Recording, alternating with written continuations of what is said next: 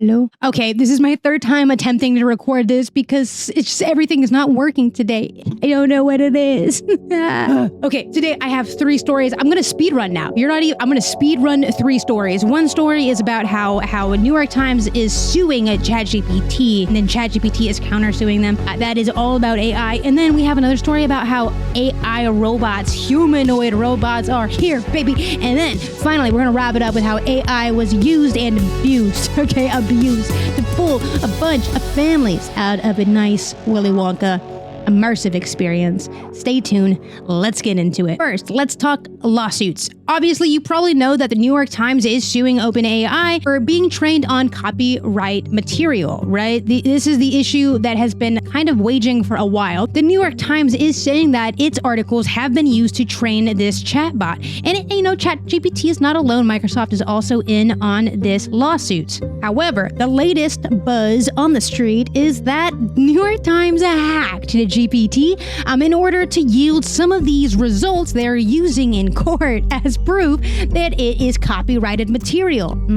I don't know, man. That's correct. OpenAI allegedly has hacked GPT in order to build their copyright case that's being used. And OpenAI is saying that this hack is against terms of service, which means this result is not a usual result. In fact, the person that hacked ChatGPT had to go out of their way to generate this result. It's just not something that would occur naturally for a user like me or you. OpenAI is essentially saying it will take tens of thousands of abusive attempts to get copyrighted material given to you in a way that New York Times allegedly was able to provide in this lawsuit. These allegations are going against journalistic standards across the board. And while the courts haven't even said that training AI on copyrighted material constitutes, as an illegal thing, because again, we just don't have trust and safety, consumer protections for AI on the books yet, it's all a bit murky. I think this case is a great case to look at that highlights why human involvement in AI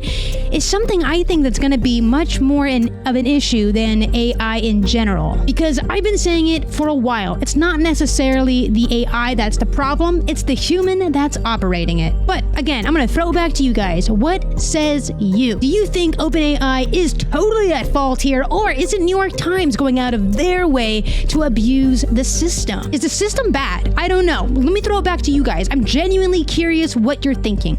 But now we're going to move on to the next story that also has to deal with OpenAI. I'm talking Figure.ai. And if you don't know, it's a humanoid robot. Yep, that's right. And I'm talking figures. You get it? Like it's like a human figure. You know what I mean? I think it's kind of clever. I like it personally. By the way, I'll drop all of the links, including to the New York Times story and to the Figure.ai story, as well as the classical story below. So please go click away, go learn some things.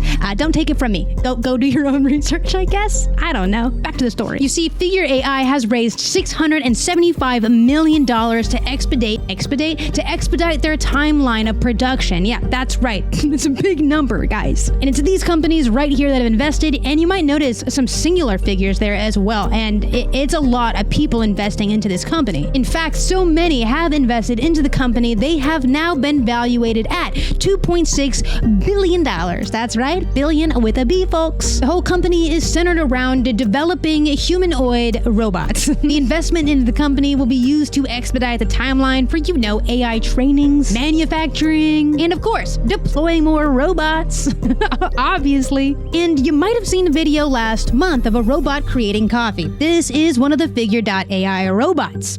And I had a few thoughts, so I guess I'll share them now. While the video was absolutely impressive, I can make coffee at my house as well. All it did was tactilely, which obviously is the most impressive part of robots because they're clunky, guys. Don't really have a center of gravity that we do, right? But ultimately, all it did was open up the lid, drop in a K-cup. It didn't even hand the cup to the person, so obviously it's got a lot of mistakes.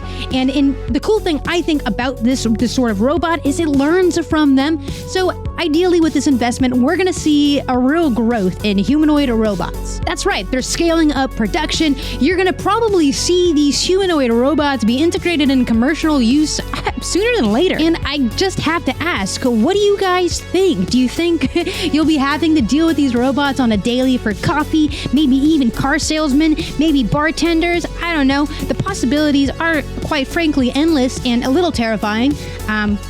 Anyway, future's here. I'm gonna toss it to you guys. What are you thinking about this? This is kind of nuts, so right? Big boys are investing into these humanoid AI robots. What's next? I don't know. If you don't laugh at the existentialism, you're just gonna cry. So you gotta have a good spirit. Keep good spirits. You know what I mean? That's all. In other news regarding AI, this one's kind of funny. It's about a bamboozlement in misuse of AI again, but let's get into it. That's right, we're talking the Willy Wonka Glasgow event, the immersive experience that was total garbage and went absolutely viral online. But I think it's interesting that AI is involved, so let's talk about the AI implications of it, and then we'll jump into some more of the funnier stuff. So if you don't know, there was a Willy chocolate immersion something or other in Glasgow, Scotland that went totally awry, and all of the photos that have come out of it have been hilarious. Ultimately, it was really the case of an AI misuse for branding and marketing, which I think we're going to start seeing a lot more of.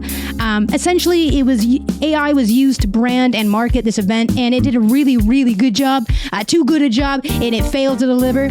And that's yep, I'm not surprised. But a lot of the people who showed up to the event and paid the money to be there were surprised. Yeah, even the people working the event were surprised. The people working the event were extra surprised. They were given scripts to do that were, described as gibberish. The villain itself was called the Unknown, and children left the event crying, parents obviously disgruntled. At some point, police were called and the event itself was shut down, so there is that good part that came out of it. But it's kind of crazy. It obviously went viral. You probably heard about it. It's been equated to looking like a meth lab, and for a children's experience, that's not what you want to hear. It's just not. The event was shut down through, I think, half of the first day. It didn't even make it to end of day. I really hope the people who showed up to work got paid, because they're not really involved in this. The guy who was involved in it, I believe his name was Billy Cool, publicly apologized, saying that, hey man, it's technical issues. He said that. He said it was technical issues.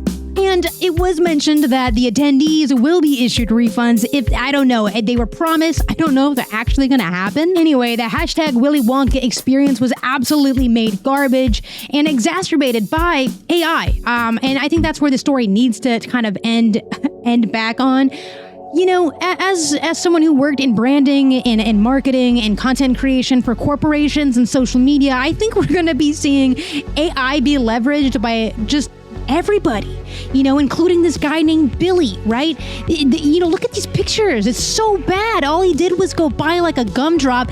AI printed a picture, slapped it on a wall, and was like, give me $40, Scotland.